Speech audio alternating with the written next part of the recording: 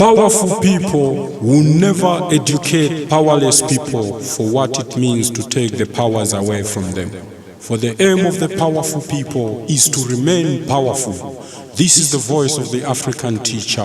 Let's have a conversation on African Eyes Radio, your revolutionary radio. Amanfo yɛfrɛ me Imanokwashi mefiri Ghana mo ma yɛntie Africa Eyes Radio. Sɛ wopɛ sɛ wotie tete nneɛma no nso ɛyɛ tie Africa Eyes Radio.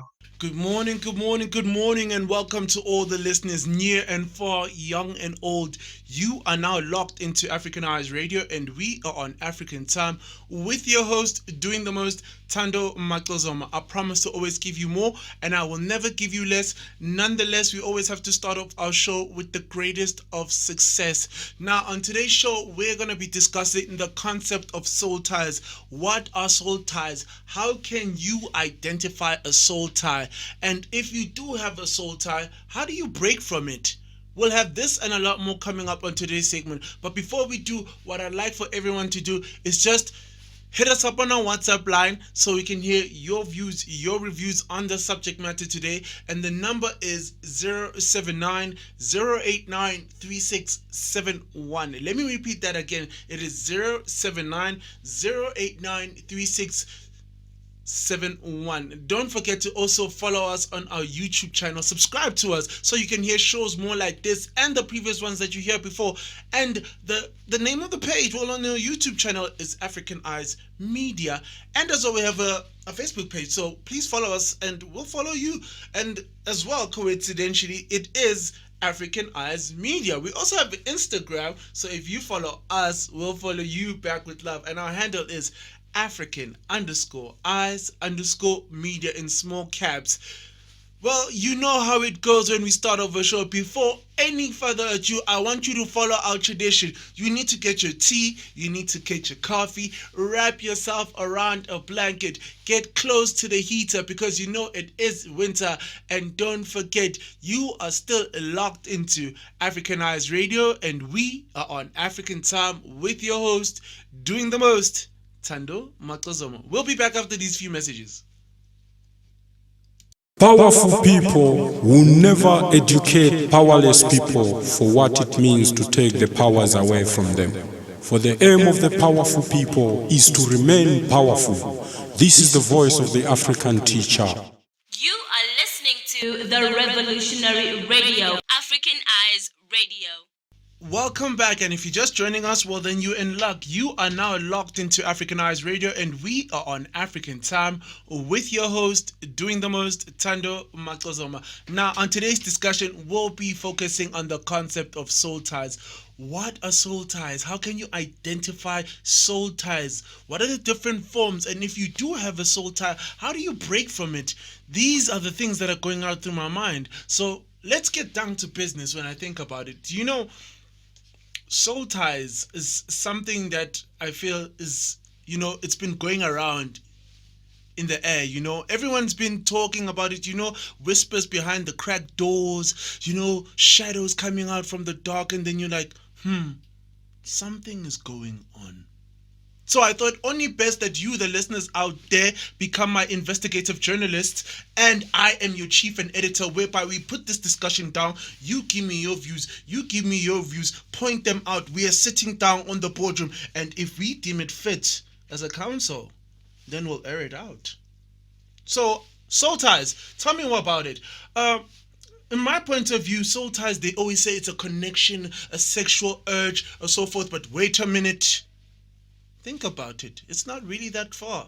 It's not too deep. Sometimes soul ties are not always formed sexually. Yes, mind you, it starts off with a build-up, because initially they say it is a connection between two entities, two beings which are connected to each other, and then from there on it manifests. It's somewhat of getting used to some things, Sometimes it's not always about going into intercourse. Yes, the eventuality, the end of it all does lead into conscious of having a soul tie. But when you think about the build-up, when it comes two and two, there's a question that roams in your mind. Like I said, I feel it's energies.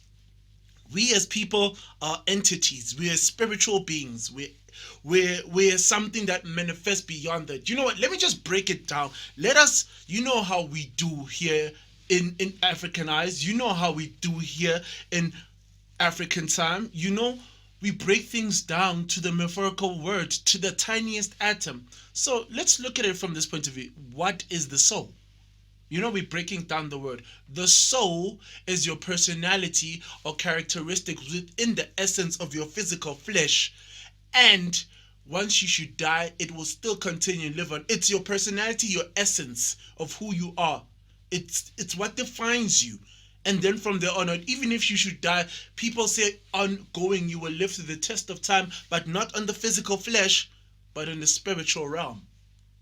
Now, ties, think about it. You know, we always say ties, they say it's a knot, it's a string, it's a bow tie. But for this type of conversation, I thought it only best that we go on the fourth example when it says a tie. That means it is a bond that is formed between two or more peoples. That could be such as a friendship or an alliance. That means in a segment of a conversation, we say these people have a good relationship. Their ties are strong, forming an alliance.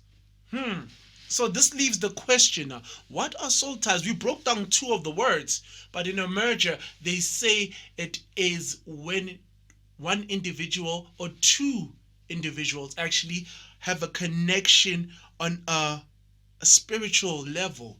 And then from there on, whatever partakes, well, it is what it is. So I think to myself, soul ties. Yes, it's not always about the sexual, mind you, but there are different types of soul ties that we have to look into in our frame of thought. Think about it. Soul ties are a build up. You know, it's not always necessarily sexual. Look at the phases in time.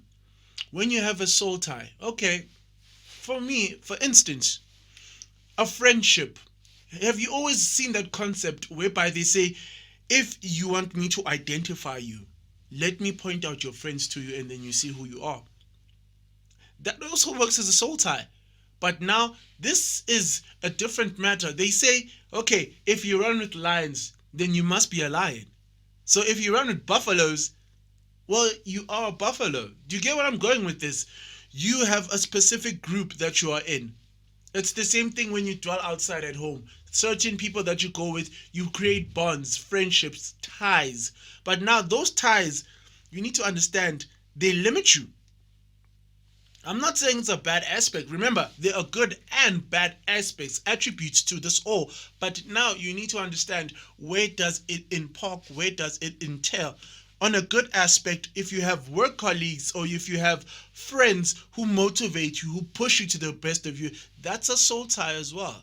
Think about it. But the difference is it leaves you with a positive aspect, an aspect whereby people want to see the best in you. Do you understand? That's how I feel it goes. With a good soul tie, it's one of those things whereby, or one of those feelings that you get when you're like, you know what, I'm embedded, I'm bound, the people I'm with always have goodwill for me. That aura comes in you and you portray the same thing. It's like a mirror reflection. Whatever you see in whatever people you're in or around, they see in you, or some aspect, some contribute. They admire about you and you admire about yourself, but you guys don't see towards each other. It's just that you're seeing a mirror image of what you aspire or what you love being around, and that's a good trademark. But now, if we want to get to the juicy details, this is where the bad comes in. Okay, so when it comes to a negative aspect of a soul tie, it's now where it leads to these attributes of saying, you know, you're bounded by someone, you understand, and in that bound or that bond, essentially it leaves you in a state where no well comes of it. So, you know, most people say soul ties are religion based. I wouldn't say I'm a religious person. I'm a spiritual person. Like I said, I go by essence, I go by law, maybe I go by different customs and values. But I understand in a trademark, soul ties on a religious matter. This is just my aspect, my attribute, my point of view to you, the listeners out there. It's more often than not when you have infidelity or you have a connection with a person so severe, it seems somewhat of a relationship, but now there's no what is that word they use? Conjugal, or there's no sign of or symbol that shows your bond together. I'm just putting in an example of a marriage. It's like you cheating on your wife or your husband with another person outside, and now those feelings are there. And in the eyes of religion, pretty much, it's ifaten set. When you do some things that are not actually seen in a good manner, and now when everything is said and done, you are left broken. And now you look at the world and you're like, who's one to blame? The person that hurt you, obviously. But now, after that person hurt you, you still linger on with feelings that are remote in your heart. Now, let's put it in a spiritual aspect, my aspect, which I know best. In a spiritual enlightenment, or a segment in my point of view, I feel like we're two entities. This is energies that come in. So when it comes to a soul tie, that's why I said it's not necessarily sexual. Yes, we most often than not, even by the media publicizing it, they show that a soul tie is between people that have relationships. But mind you, it's not always a relationship that is formed. Even when it comes to soul ties, it's about the habit of being with someone so many times. And you come so close that in eventuality, that's when you catch something. Haven't you noticed sometimes when you listen to music, there's a song that you don't like, but because of its consistency over and over and over and over again, eventually when you listen to us in the morning, every morning you don't like the song, but now, let's say after a month, it's been trending, and then you get annoyed. It's everywhere around you. On the second month, now it's you singing along to the song. When it dies out, it's not, a soul tie is not necessarily formed by a person. It can also be an inanimate object, entities that you're not aware of, but it leans you. It's like that type of vibe, when you're like, that's my jam right there. That's a tie, because it's linking to your soul. It's hitting your inhibition somewhere, somehow. It's hitting somewhere in the pit of your gut, in your stomach, and you're like, that's what it is.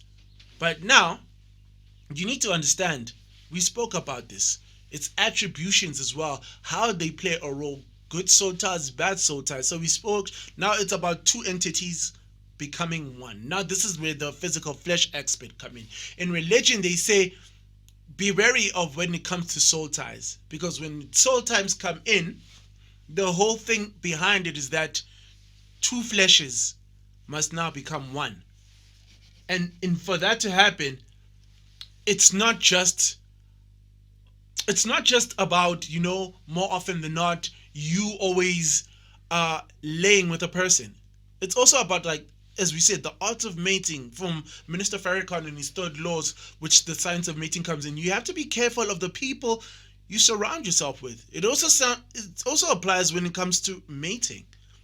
The wrong aspects, the wrong attributes can lead to devastation and destruction. How so? How do I mean? Here we go. Look at this point of view. More often than not, you are now with a person, and then from there on out, that person has secrets or unforetold things they never told you. But now, in this relationship where you are coming together as one, different things surface in the area, not necessarily saying that it's mentioned or spoken about, but now it is manifesting in a person's behavior. Remember, we spoke about soul ties being something of one bound, right? So in that one bound, the one thing that really hits the noggin, the head right there, is that we spoke about relationships, right? Yeah. Now look at this attribute. I have the opposite sex who I'm attracted to. Is a beautiful young lady, well-groomed, her demeanor, oh my goodness, the aura, she just screams out positivity, and she's focused, she's driven, she's well-proportioned, she's planned, she's organized, she's every she's every attribute that I want in a woman. You could say somewhat of a Proverbs 31 type of woman. A person who has ambitions and goals, still fears God and so forth. That type of woman. But then I am the polar opposite of everything she is. I'm a hoodlum. I'm a bad boy. I'm the one who doesn't give a damn. I drink whenever I want to. I smoke because I feel like it. I don't answer to anyone. I'm a rebel. But somehow along the line, we formed a connection. Where it started, obviously, I'll take the blame and say, look, appearance killed me. I was wooed by her looks, and then I just wanted to get the charm. Now, let's fast forward in the time-space continuum, and now this relationship is formed. Now, understand, do you see, when I say we are entities, we are two spiritual beings feeding off each other's energy. More often than not, like I said, on a daily basis, we're seeing each other, or I'm making an attribute just to do one thing. School. Exactly. But now I have to get to know the person. So now in doing all of that, what happens? I'm more often than not, I'm getting a transfer of her energy. How she behaves is now reflecting on me. Where I used to be a rebel and be unruling, now I'm becoming more responsible. I'm becoming more in tuned. I'm becoming a better person in society. So do you see now, I went from a rebel, a hoodlum, now I'm somewhat becoming a gentleman. All the attributes she's distributing to the public, I'm feeding off. That positivity is molding me, and it's manifesting, and it's making me grow. It's making me better. And then from there on out, my behavior patterns change. I'm slowly but surely becoming her without even knowing it. And now think when it comes to her, it's vice versa. Do you understand? Now, all those bad attributes that I'm having, the rebelness, the being unruly, I'm not saying she is going to be like that, but more often than not, now those character traits that I was feeding off of her, now she's also feeding off of me when she met me as neutral people, and she was just giving me a chance. So now I'm not saying that she becomes a rebel or somewhat, but now imagine if she, in her demeanor, she's timid.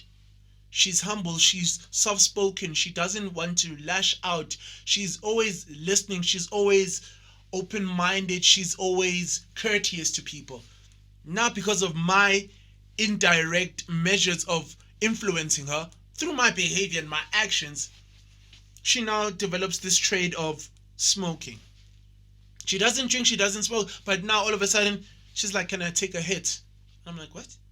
Yeah, let me take a hit. She's tried to be more on the wild side because she's thinking maybe trying to do the same thing I do is going to lead us closer together, because then you need to understand, men are logical, women are emotional.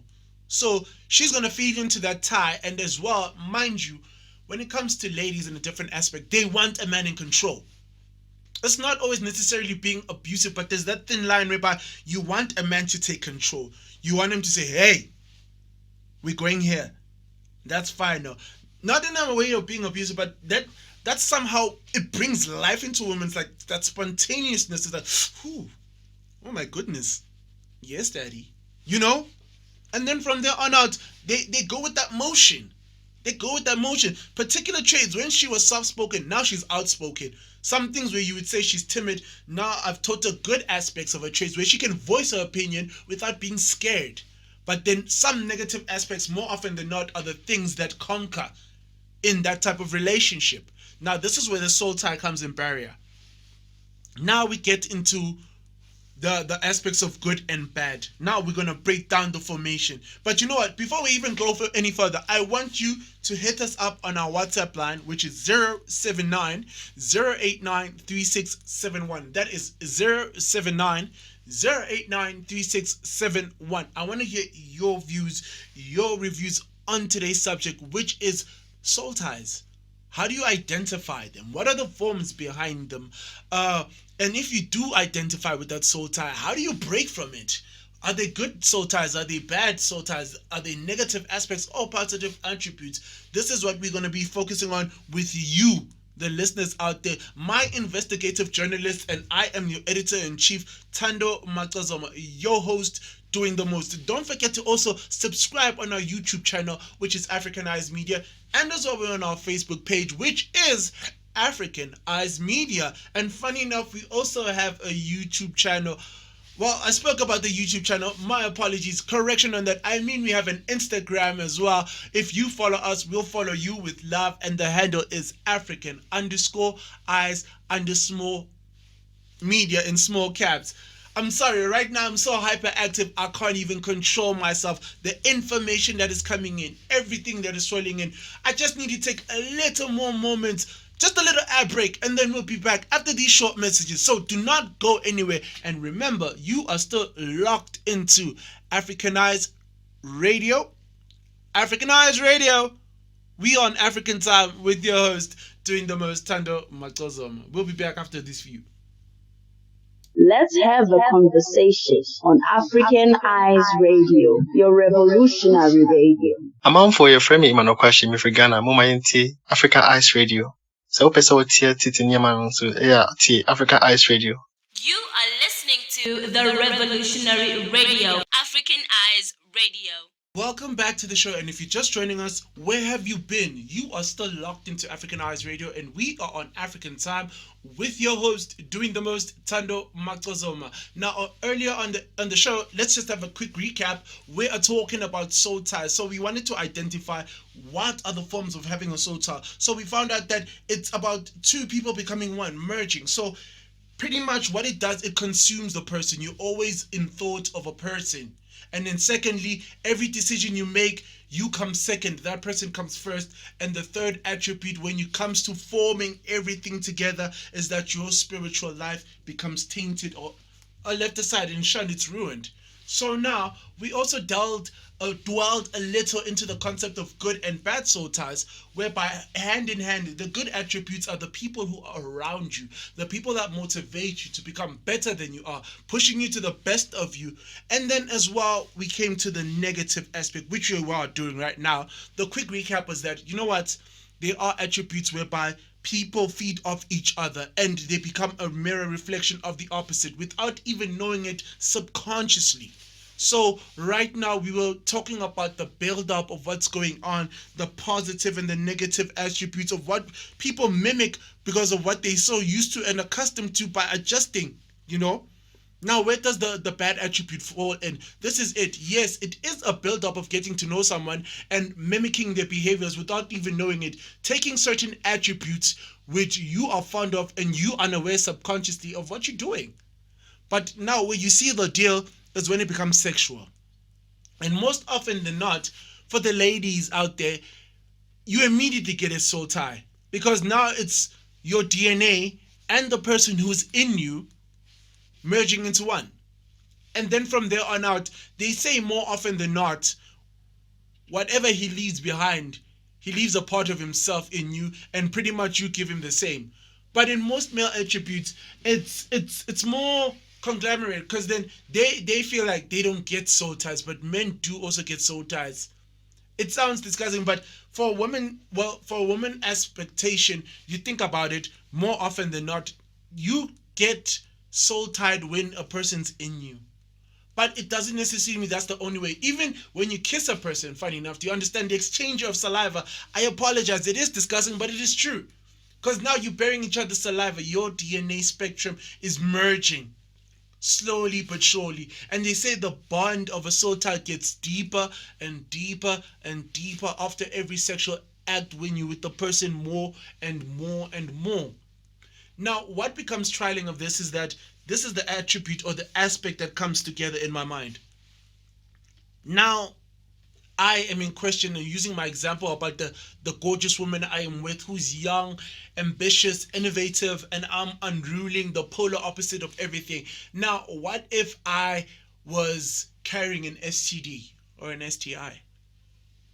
This is one of those examples that come in with the soul tie. That's a physical attribute that is left with you. Exactly. But now there's also the spiritual aspect of that STD or STI, which we call insela or bad luck, bad juju, bad voodoo. The wrong that you did to other people is now what you're leaving behind with that person. That's why they say not only your physical, but your spiritual merges. And when it merges, some trades, some people even do this willingly or knowingly that they know they've done wrong to some people, and now all their bad luck or whatnot falls into that. When I say bad luck, let's put in a perception of a woman. let's say, well, an African woman, let's put it in that manner. You have a miscarriage. There are certain customs and traditions you follow for a cleansing, right? But if you don't perform that cleansing and you break off with that person that impregnated you, the next person gets that, what they call filth or association of bad luck, of saying, she's tainted because now she didn't do the proper procedure to cleanse herself spiritually. And then from there on out, all the things that go to the next part, it's like it's blocking your ways.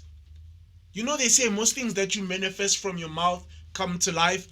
This is also an indirect way of saying that. Because then if you think about it, everything that I've manifested for myself was going in progress. Now that I've had conjugal with the lady, I'm not going to mention that word, but okay, let me just say, okay, now that I've had conjugal intercourse with the certain person I'm with, that bad luck of her having miscarriage and not performing the proper cleansing ceremonies or rites just to cleanse herself of that ill will is now on me. So whatever prospects that I had or my future was looking bright and beautiful is now shunned. It feels like there's a dark cloud over my shoulder and I can't dodge it. I can't remove it no matter how far I go and how far I do things.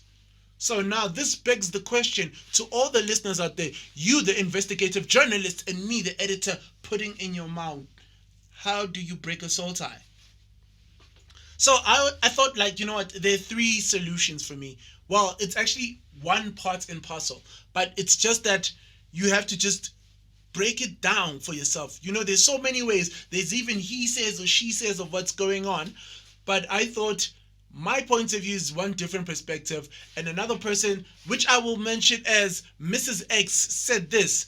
Now, Mrs. X said, when it comes to soul ties and so forth, when you want to remove that type of dark cloud over your shoulders, especially when you're having these conjugal visits with your partner or having one night stands with random people and they leave this particular dark cloud over you, what you need to do is more often than not cleanse yourself, right? And this is something you can do for yourself on a personal level, whereby rough salt is taken and you put it in your bath. Right? So now when you're taking a bath, you let that rough salt absorb, but not to a point where it's liquidated, where it's still manageable, and then you bathe yourself. Now, in process of bathing, what happens is you have to speak out the words. You're manifesting and saying, you know what, all that bad luck that I had with the person I had intercourse with, I needed to be removed. I needed shunned out of my life. All that filth, all that bad luck, all the things that I don't know of that person, I need it removed. You have to repeat that constantly while you're cleansing yourself with soap, water, and that rough salt. Because what rough salt, they say, apparently does, it absorbs all negative attributes. And it's not only by bathing, but there are also superstitions that people believe, when you have rough salt, any bad forces that come to you, the salt absorbs. So that's the type of mannerism that we are going with, you see. And then from there on out, when you're done, for most people in religious aspects, what do? They apply what they call holy ash. And then from there on out, they add it with a combination of holy water. Now, mind you, this is now the person is done, they're cleaning. Now they're applying these oils on them. And they're still chanting the same manifestation, say they're removing all the bad luck and all forth. Yes, they are aware that they did wrong, but it's just being a human being. But now, that same chanting, that same mantra going on and on until you're ointmented and done. Now, mind you, when you're done with that procedure, what Mrs. X told us is that when you're done doing these type of conditions and so forth, you need to pray. If you don't pray, you're a spiritual person, you find your center, you meditate, you hum, you just find your chakras, your chakras, and you meditate. And then you have to go through a period of withdrawal. Do you understand when I say withdrawal? I mean no sex. This is not those type of remedies that happen once overnight and then you can continue going over. No, you need a moment of withdrawal whereby you have no intercourse. You're cleaning yourself from the inside out. So that means even the substance you take, alcohol needs to be dreaded out for a moment. Have a period or just a month to yourself whereby it's not something you do on a weekly basis when you're changing spouses, because that also leads to problems. not only sexually, physically, but emotionally as well. Because now these different type of attributes, it's just saying I'm giving you a temporary cure, and then from there on out, boom, bam, you're now tired. Because then understand, in a woman's perspective, a soul tie is also something of a vibe. You catching feelings. And even when you break off from that person, there's something about a woman that's special, whereby the same circumference that they're in, if a guy is close to them and she had a soul tie, she can still feel the presence of the person. It's like a homing beacon. When you're close to a lighthouse and a ship wants to find shore, that light is that beam where that lady feels like, who is around me? Who's that soul tie? It's something that you can't get rid of. It's done. It is done. But now, the whole aspect of Mrs. X saying, try to remove all the negative out of it. So you just know, okay, feelings will never die.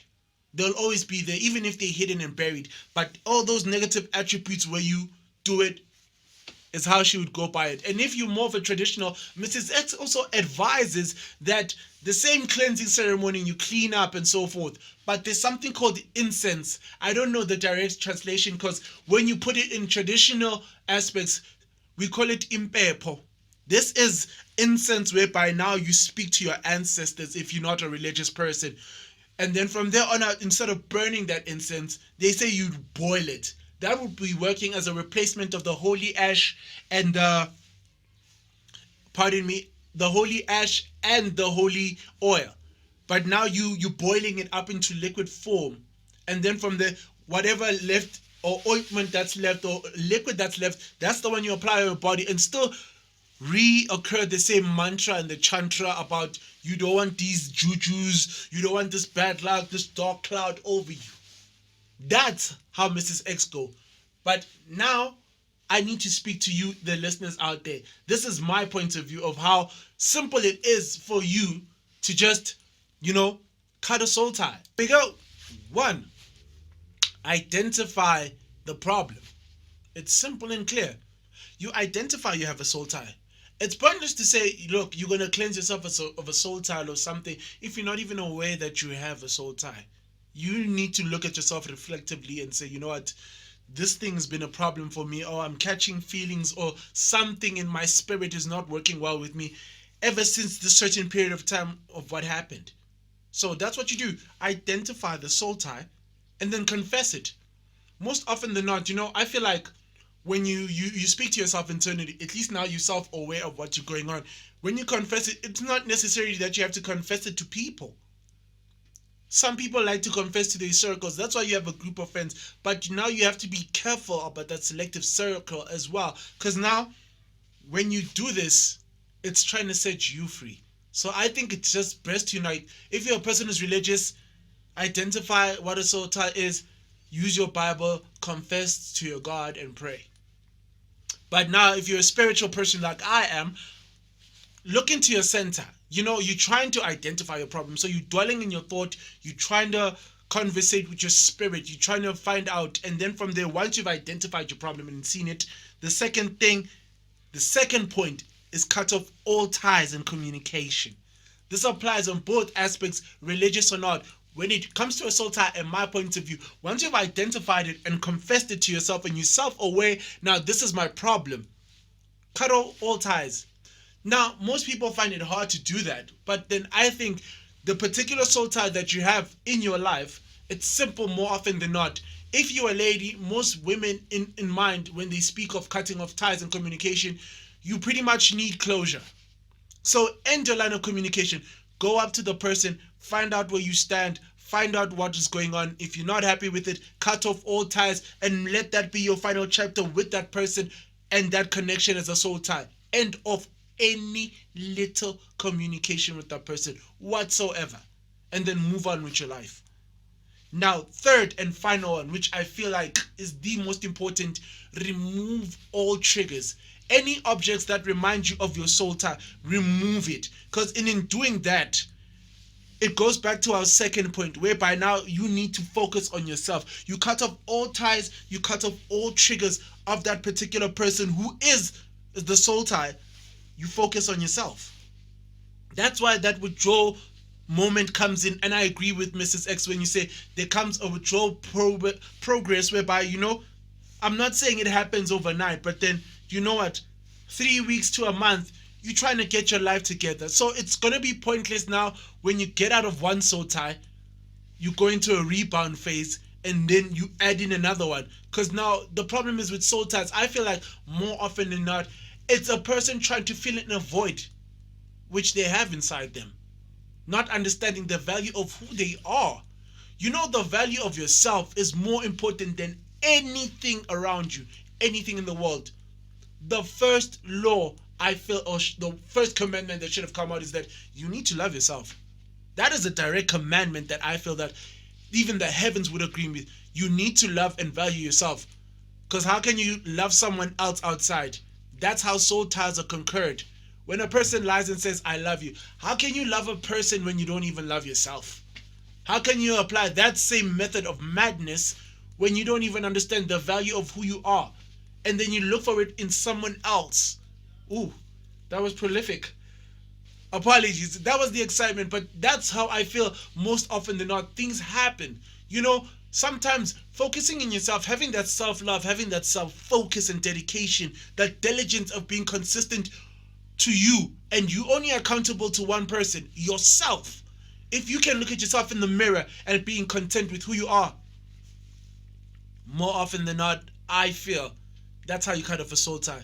You need to end off everything. Communication, triggers, anything that reminds you. There's some things obviously that are unavoidable. If you did have friends, you can't now just cut off friends. But if now you know that you're in a relationship with a person that was in a soul tie, and now those friends of his become yours, you need to push those friends away because they're a trigger to reminding you of him.